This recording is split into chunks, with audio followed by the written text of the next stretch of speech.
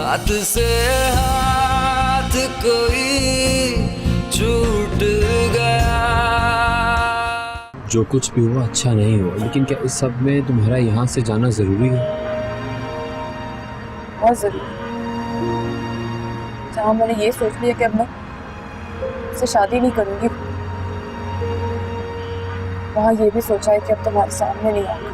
वो मीठी तबीयत खराब होने का नाटक करके तुम्हें अपने पास बुला रहे और तुम कह रहे हो कि मैं तमाशा बना रही हूँ। लीना, मैं आपके और आपकी बेटी के दरमियान कहीं नहीं हूँ। मैं तो कब का जा चुका हूँ। तुम जाके भी हमारे बीच में ही हो, अगर नहीं हो तो क्या तुम्हारा ये। मम्मी प्लीज, अगर मारिफ अली से उसका बेटा मिलाना था तो ये हॉस्पिटल और बच्चे की बीमारी का सहारा लेने की क्या जरूरत थी? उसे घर बुला के मिला देते। आप गलत जगह पे गलत बात कर रही हैं भाभी।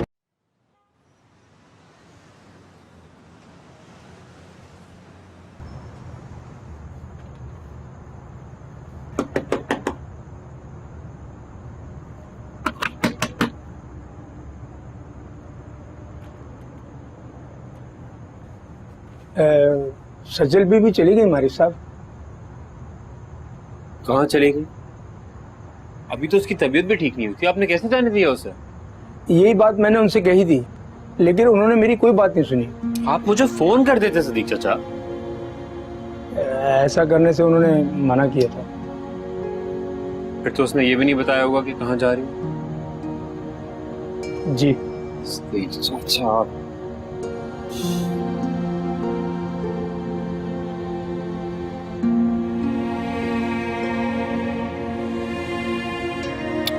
फोन भी नहीं उठा रही। अम्मी, आप माने या ना माने, नूर ने कमरा अपने बेटे की बीमारी की वजह से नहीं, मारिफ अली से मुलाकात की वजह से छोड़ा है। अगर उसे कमरा पहले छोड़ना था, अपने बेटे को लेके जाना था, तो कमरे से क्यों गई? अस्पताल क्यों नहीं चली गई? उसने जो कुछ भी किया तुम्हारे अब्बू की मर्जी से किया, इसलिए बेहतर है जो भी बात करनी है अपने बाप से करो। मुझे अब्बू जी की बिल्कुल समझ नहीं आती। उन्होंने मुझसे कहा था, एक बार तुम्हारी नूर से शादी हो जाए, हमारे दिन फिर जाएंगे, हालात बदल जाएंगे। ये फिरे हैं दिन, ये बदले हैं हालात। आप अब्बू जी को समझा दें, कह दें उन्हें कि उज़ैब को ये जिल्लत भरी शादी मंजूर नहीं है। देखो ज़ैब, कुछ ही दिनों की बात है, कुछ दिन और बर्दाश्त कर लो।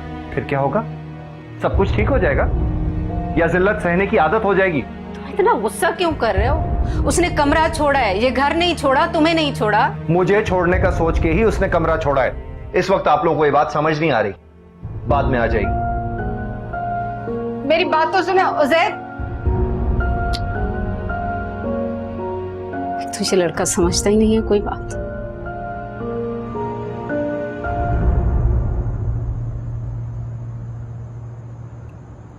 लीना, तुमने हमाद को बताया? समझी नहीं मैं कुछ।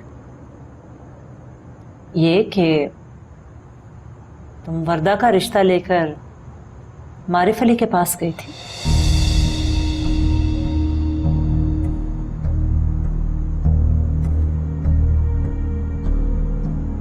मामा सच कह रही? ऐसी बात नहीं है। जो पूछ रहा हूँ जवाब दो। मामा सच कह रही? हाँ, लेकिन उस वक्त तुम्हारी और वर्दा की शादी नहीं हुई थी। वक्त का सहारा लेकर झूठ मत बोलो लीना, ये चंद दिन पहले की बात है।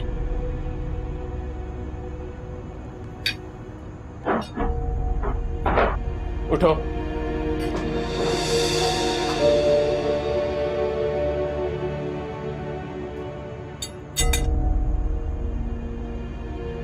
मैंने ये बात हमाद को बताने के बजाय आपको इसीलिए बताई थी कि मैं जानती थी कि हमाद को मारिफ और इस प्रपोजल के बारे में पता चलेगा तो यही सब कुछ होगा जो अभी हो रहा है। वो जो कुछ कर रहा है उसे रहने दो। तुम मुझे ये बताओ, तुम क्या कर रही हो? अपनी दुश्मन की तरफदारी कर रही हो? तरफदारी नहीं करी ममानी जान, मैं बस वो सब कुछ भी नहीं करना चाहती जो लीना कर रही है। तुम मुझे ये बताओ, तुम्हें ये बात कैसे पता चली? जिस दिन लीना मारिफ अली से मिलने गई थी, उसी दिन मारिफ अली ने मुझे फोन करके सब कुछ बता दिया। तुम्हें जरा सी भी शर्म नहीं आई सब करते हुए? अपनी इज्जत का ना सही तो कम से कम मेरी गैरत का ख्याल कर लेती। मैंने ऐसा कुछ नहीं किया जो तुम मुझे इज्जत और गैरत सुना रहे हो। कुछ नहीं किया तुमने?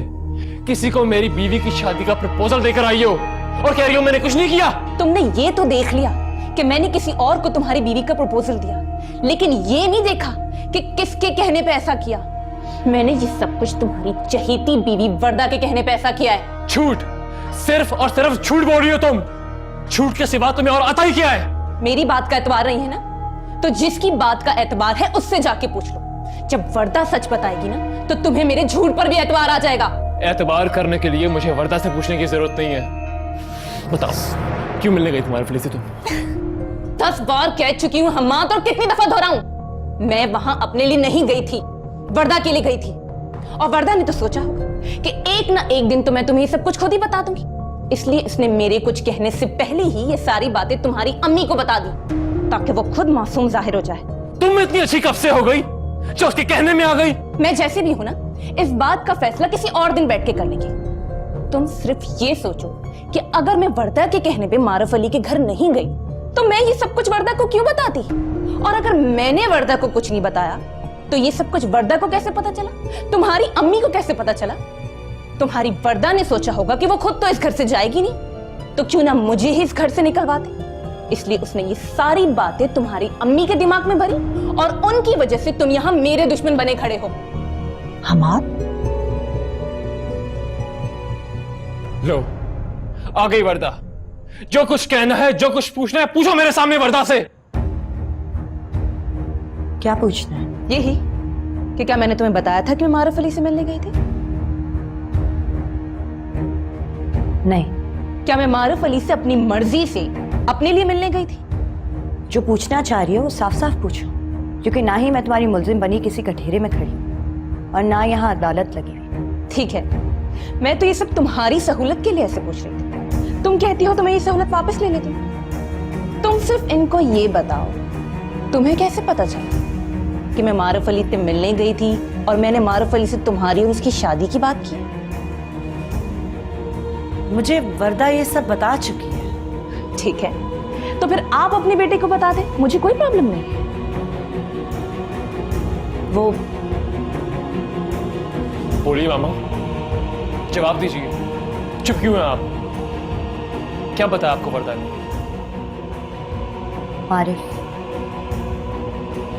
मारिफ अली ने मुझे बताया।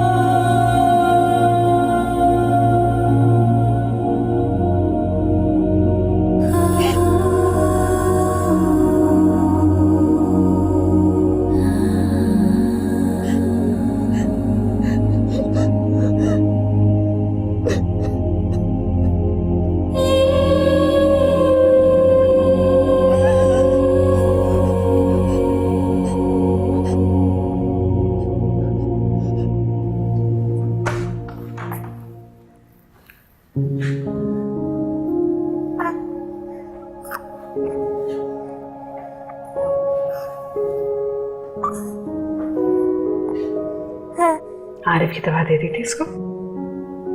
जी दे दी थी। और अपनी दवा ली है कि नहीं? मुझे तो लगता है तुमने खाना भी नहीं खाया। वो खाना भिजवाती हूँ। अम्मी मैं खा लूंगी खुद ही, आप प्लीज यहाँ बैठे मेरे साथ।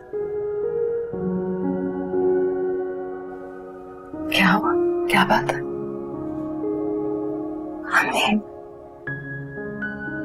मुझे ऐसा लगता है जैसे मेरे सारे गुनाहों की सजा मेरा बेटा भुगत रहा है। ऐसी बातें नहीं करते बेटे। और तुमने कौन से ऐसे गुनाह किए हैं जिनकी सजा ऐसे मिलेगी? आपका दिल दुखाया है, और एक बार नहीं कई बार दुखाया। आज खुद मां बनी हूं तो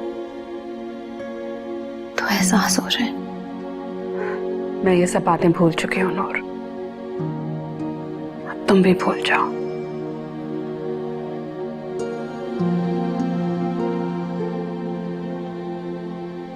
नूर, ये अस्पताल में मारिफ के साथ उसकी बीवी थी?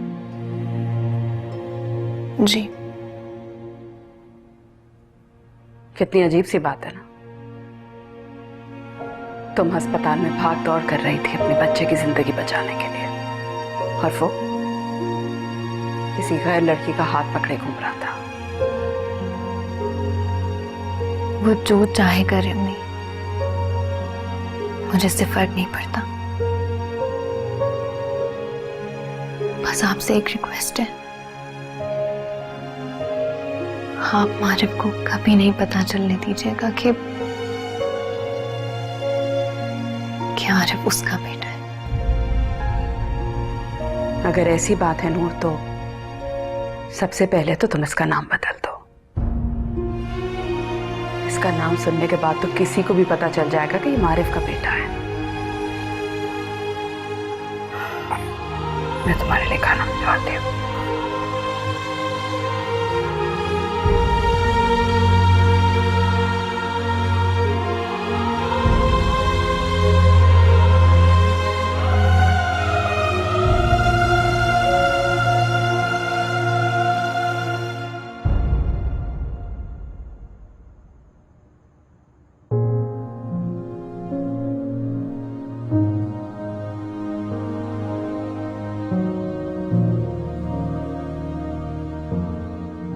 मारिफ साहब, कुछ पता चला?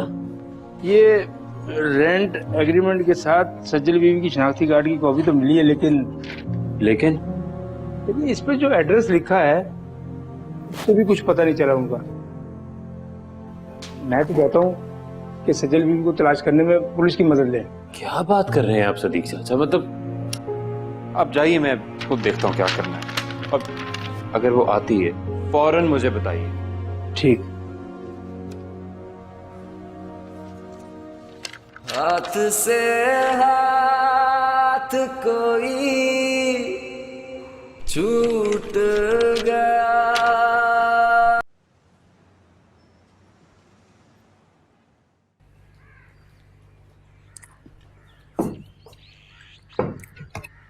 हमाद कहाँ से बुला?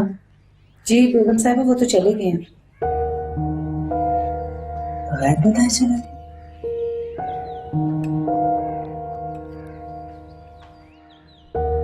अस्सलाम वालेकुम।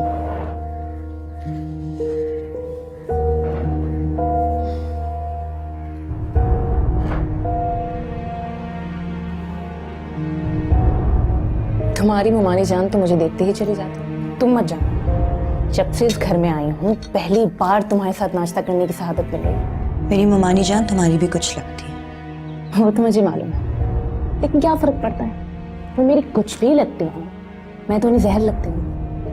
इसलिए तुम्हारे रिश्ते का सहारा लेके उनसे बात कर रही हूँ। सहारा लेना तो तुम्हारी पुरानी आदत है। मेरा सहारा लेके तुम हमाद की जिंदगी में आई, और अब मुझे ही हमाद की जिंदगी से निकालने के लिए तुम अपनी ढिठाई और बेशर्मी का सहारा ले रही हो। सुबह सुबह मेरा पहले बजाने का कोई मूड नहीं है। जो कहना है साफ साफ कहो। साफ साफ लफ्जों में ही कह रही हो। तुम हमाद को तकलीफ दे रही हो, और मैं उससे इस तरह नहीं देख सकती। और मैं उसे तुम्हारे साथ नहीं देख सकती। जितनी खुदगर्जी करती हो, इतनी मोहब्बत कर लेती तो कल रात जो तमाशा हुआ है वो नहीं होता। कल रात को जो कुछ भी हुआ है मेरी वजह से नहीं हुआ। जिसकी वजह से हुआ है उसका फैसला हमाद कर चुका है, तुम्हें थप्पड़ मार के।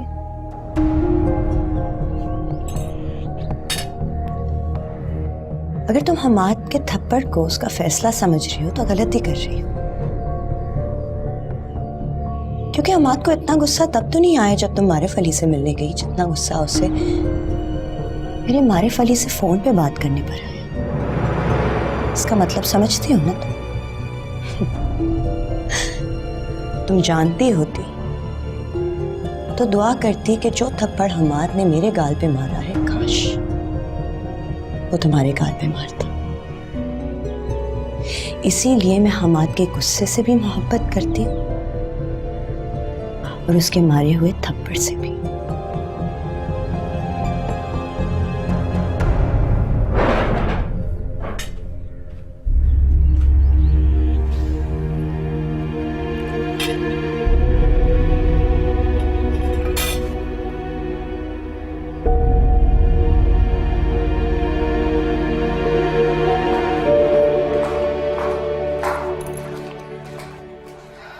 नूर, बेटा तुम गाड़ी में जाकर बैठो, मैं भाभी को बता कर आती हूँ कि हम डॉक्टर के पास जा रहे हैं, वरना बाद में फजूल में बात का पतंगड़ बनाएंगे।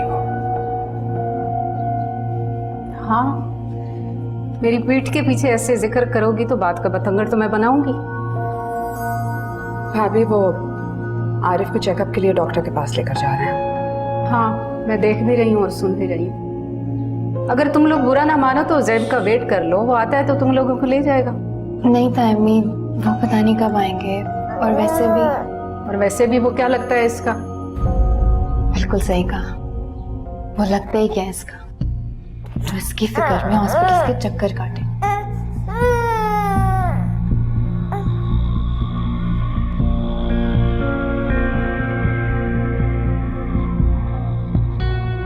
और जैब नहीं है तो क्या हुआ, आप तो हमारे साथ चल सकती हैं अगर आप चाहें तो।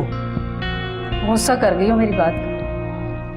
आप मेरी बेटी और मेरे नवासे के बारे में इस तरह बात करेंगी तो गुस्सा तो आएगा। चलो तुम गाड़ी में बैठो, मैं आती हूँ। हो सकता है इस तरह तुम्हारा गुस्सा कुछ कम हो जाए।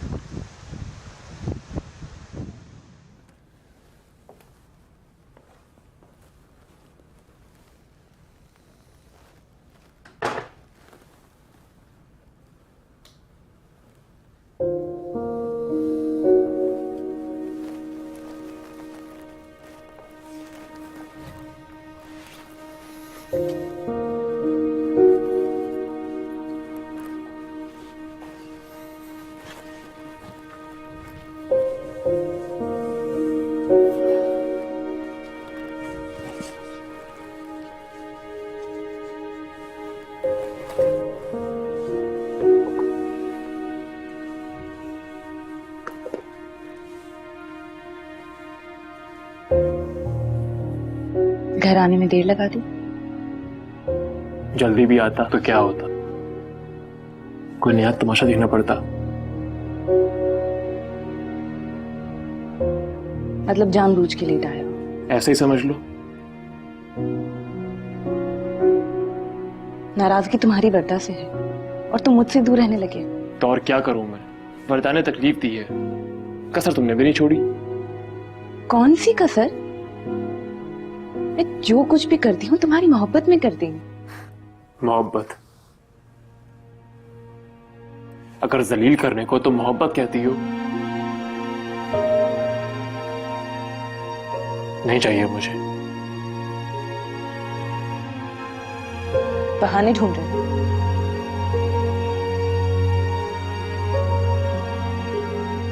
कैसे बहाने? मुझसे अलग होने के? ऐसा ही समझ लो। तो हो जाओ। मैं मजाक नहीं कर रहा। मैं भी नहीं कर रही। जब हम मियाँ बीवी होते हैं, एक दूसरे को खुशी नहीं दे सकते, तो बेहतर है हम अलग हो जाएं। ये दुनियावी दिखावे की क्या जरूरत है? और तुम तो मुझे अच्छी तरह से जानते हो, मैं कुछ भी दुनिया के लिए नहीं करती।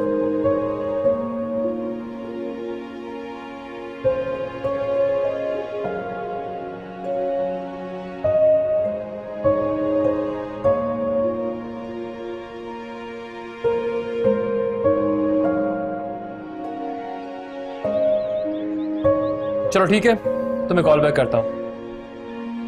ओके, अल्लाह हाफिज। सॉरी मामा। तुम बिल्कुल वैसे हो गए हो हमाद जैसे शादी से पहले थे। मतलब? पूरा दिन गायब रहना, रात को देर से घर आना, बिल्कुल लापरवाह। पहले तो तुम्हारे अब्बू जिंदा थे तो तुम्हें डांट लेते थे, लेकिन मैं तो सिर्फ पूछ सकती हूँ ना।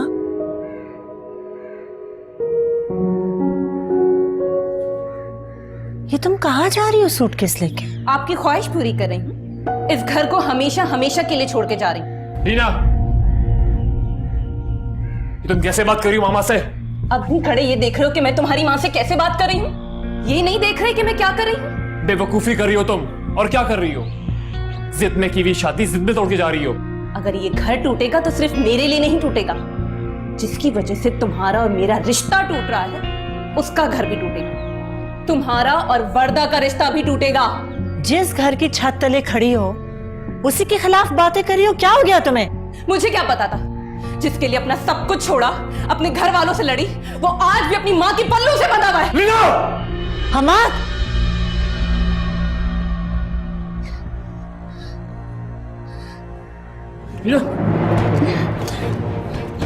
बैठो। बिठाओ बिठाओ बिठाओ। क्या हो रहा है इस घर में? रानी, पानी लेकर आओ। क्या होता है?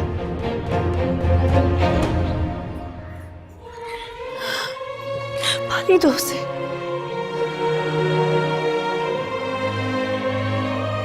एक पल का सुकून नहीं है इस घर में।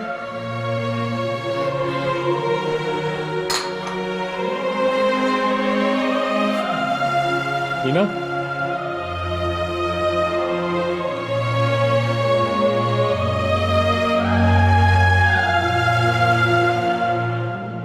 डॉक्टर साहबा, कब तक होश आ जाएगा लीना को? होश में भी आ जाएंगी, घबराने की बात नहीं है। आपके लिए खुशी की खबर है। खुशी की खबर? आपकी बहू माँ बनने वाली है। ये तो वाकई बहुत खुशी की खबर है। Thank you so much. मैंने मेडिसिन लिख दी, आप इन्हें टाइम पे दीजिएगा। जरूर। चलें चल। खुदा हाफिज। Thank you. लीना माँ बनने वाली है।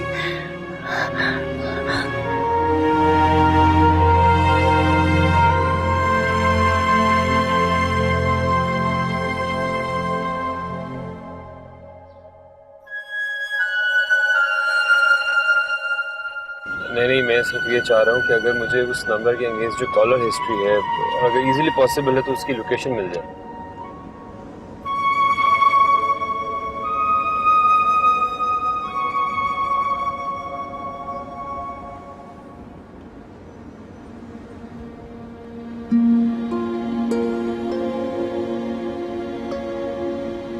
यार, मैं पुलिस वगैरह के चक्कर में नहीं पड़ना चाहता, इसलिए तो तुझे कह रहा हूँ।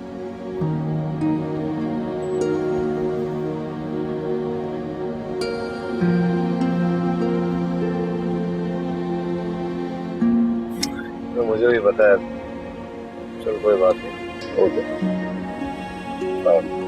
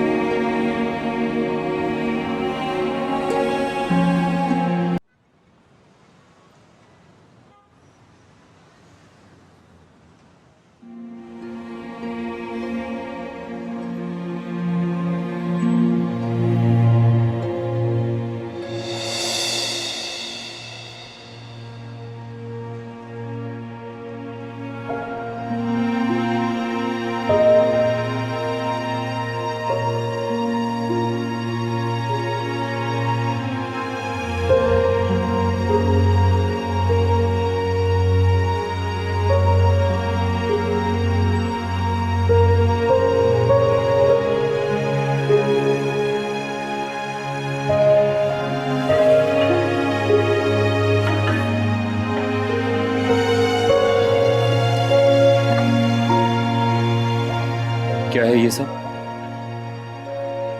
अब भी मुझे ही बताना पड़ेगा। हाँ,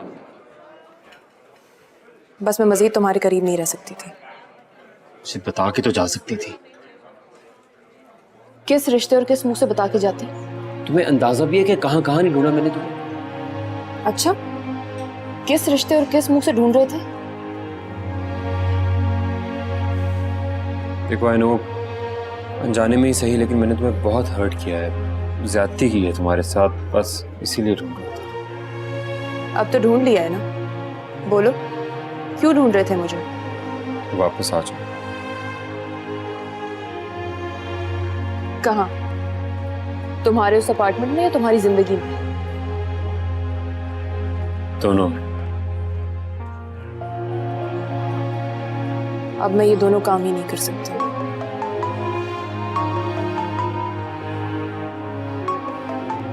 कुछ पूछ रहा हूं तुमसे।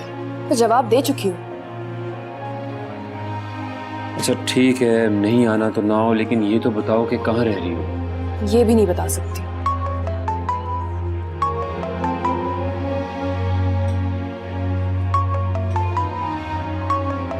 हेलो। हेलो, मारिफ बात कर रहे हैं? जी जी, मारिफ बात कर रहा हूँ। मुझे आपको इतला देने के लिए कहा गया है।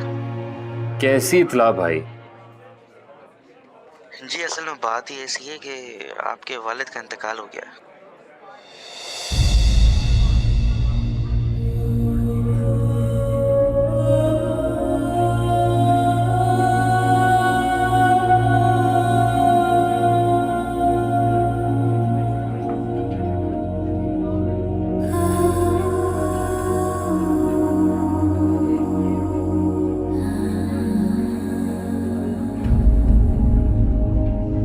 हाथ से हाथ कोई छूट गया, एक ही पल में भरम टूट गया।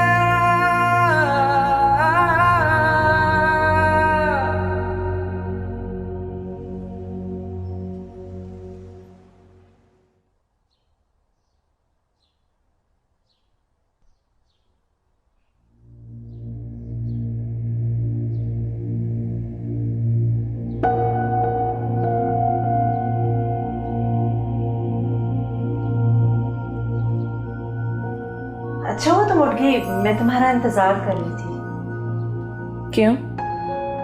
आप क्यों मेरे उठने का इंतजार कर रही थी? वो असल में ये हमाद खुद ही बताएगा तुम्हें। इसे सूप पिला देना के।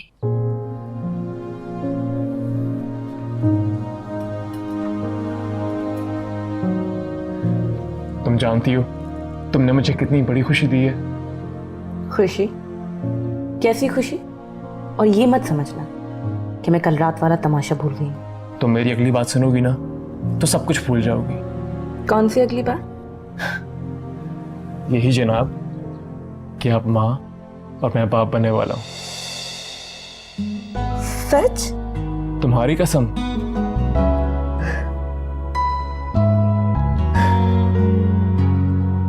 वही मैं कहूँ, कल तक मुझे इस घर से निकालने वाली तुम्हारी अम्मी आज मुझ पे इतनी मेहरबान क्यों हो रही? तुम भी अपनी अम्मी से कम नहीं हो। मतलब?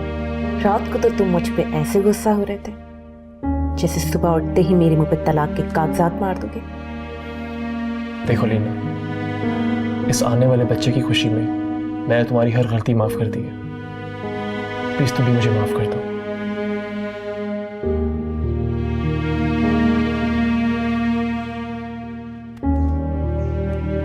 वरदा, लीना के लिए कुछ अलग भी बना लेना, ठीक है? जी अच्छा। तुम्हें क्या हुआ? कुछ भी नहीं, मुझे क्या होना है ममानी जान? मुझे क्या पता, लेकिन तुम्हारे चेहरे से तो यही लग रहा है कि इस घर की खुशी में तुम्हें ज्यादा खुशी नहीं हुई है। ऐसी कोई बात नहीं। तो फिर जब से लीना के बच्चे की खबर मिली है तुम्हारा चेहरा क्यों उतरा हुआ है? इसीलिए क्योंकि काश मैं भी हमाद को ये खुशी दे पाती। अगर खुशी दे नहीं पाई हो तो कम से कम इस घर की खुशी में शामिल तो हो सकती हो, इतना तो कर सकती हो ना तुम। जी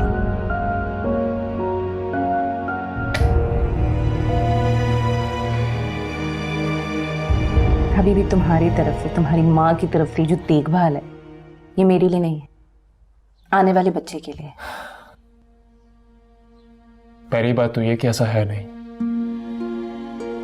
अगर ऐसा है भी तो इसमें गलत क्या है? और तुम्हें तो खुश होना चाहिए कि हमारी मोहब्बत रंग ले आई है, जो इसने हमें ये खुशी दिखाई है। और जो तुमने मुझे सबके सामने जिल्लत दिखाई है, उसका क्या? मैं तुमसे अपने किए की माफी मांग चुका हूं। ऑफिस क्यों नहीं गए तुम? तुम्हें इस हालत में अकेला छोड़ के कैसे जाता? ठीक है, तो फिर मुझे मेरी अम्मी कहनी चाहिए। फिर वही बात, बिना बैग और बिना तलाक के बाद किए के जाने की बात करेंगे। अच्छा फिर ठीक है, लेकिन आज नहीं। क्यों? आज क्यों नहीं? क्योंकि तुम्हारी तबीयत ठीक नहीं है। जी नहीं, कुछ नहीं हुआ मेरी तबीयत को। तबीयत बिल्कुल ठीक है। खराब भी तो हो सकती है, इसलिए अब तुम्हें एहतियात करनी पड़ेगी। तुम सबको सिर्फ अपनी फिक्र है, और तुम सब मुझे ये दिखा रहे हो कि तुम लोगों को मेरी फिक्र है। यही समझ लो कि अपनी फिक्र कर रहा हूं, लेकिन साथ साथ ये भी समझ लो कि आज तुम अपनी अम्मी की तरफ नहीं जाओगी और ये सूप पी लेना।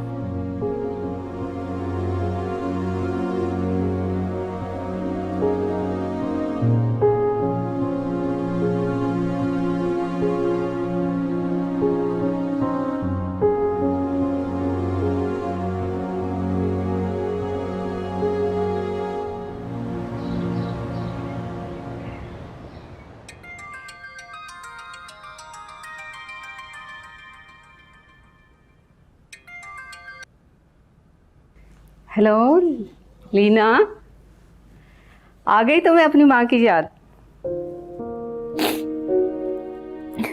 क्या हुआ लीना? अरे बेटा, मैं तो मजाक कर रही थी, तुमने रोना शुरू कर दिया। आपकी बात की वजह से नहीं रो रही। तो फिर क्यों रो रही हो? आप मेरे रोने को छोड़ें।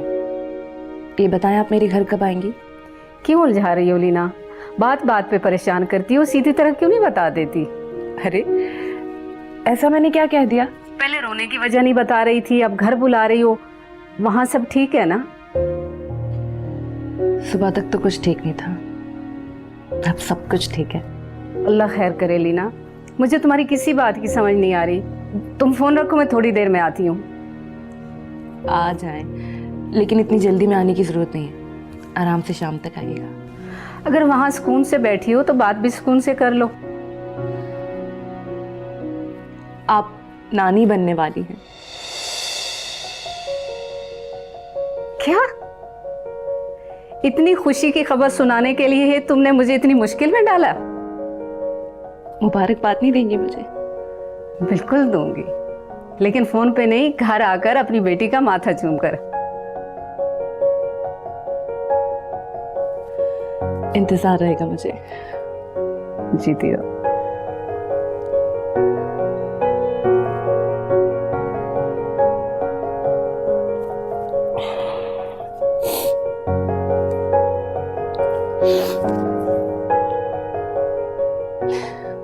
पास वाली मार्केट से कुछ चीजें करानी है। रुको इधर, मैं ये पैसे पकड़ो और सारे काम छोड़कर पहले मिठाई लेकर आओ, जल्दी से।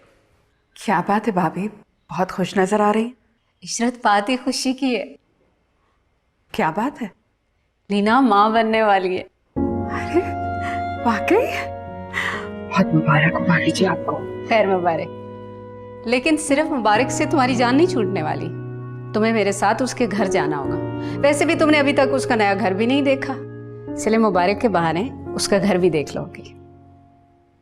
भाभी आपको नूर के बेटे की बीमारी का तो पता ही है, उस वजह से मैं उसे और नूर को अकेला नहीं छोड़ सकती।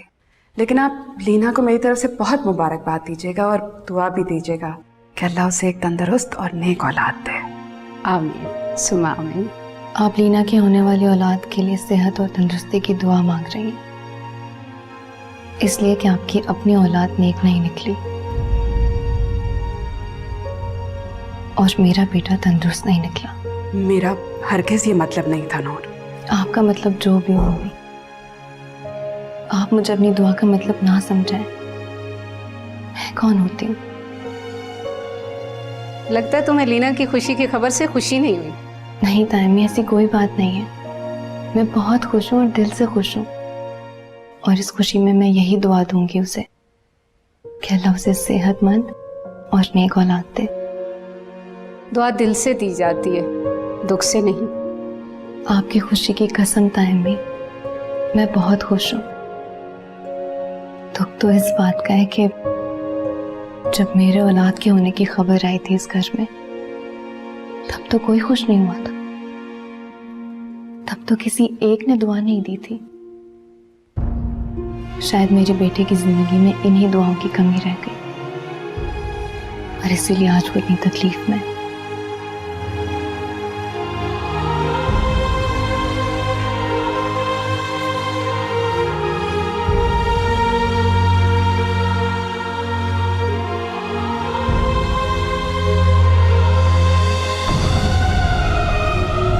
हाथ से हाथ कोई